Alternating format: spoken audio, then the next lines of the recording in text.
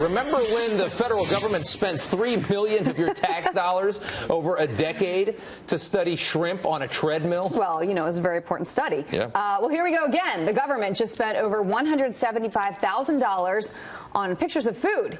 Here to weigh in is managing editor at Olympic Media, Katie Frates. Thanks so much for joining us. Thanks for having me. Your thoughts on this real quick. The project is called Using Digital Images to Connect Eating Environment with Dietary Quality. Is this necessary, Katie?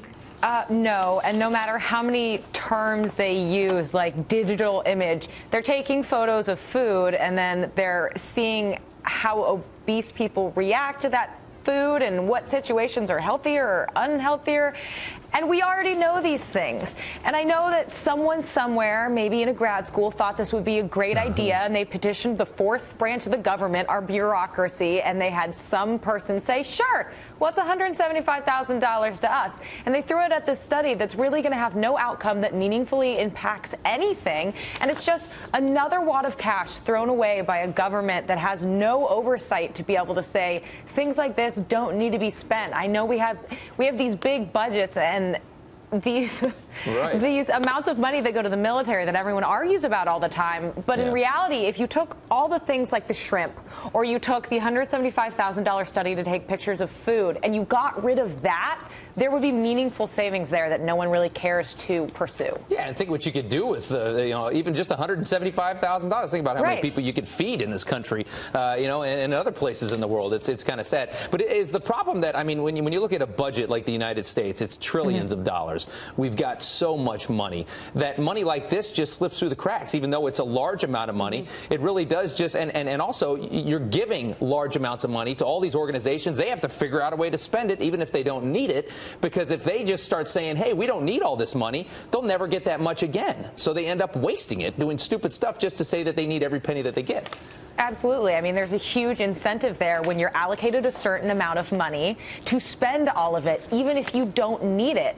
And then they start spending it on these silly things like this study about food and shrimp and everything else that's going on. And it's all this pork. It's all this waste that's occurring. And no one really cares to cover it because, as you said, it's just $175,000. Who cares?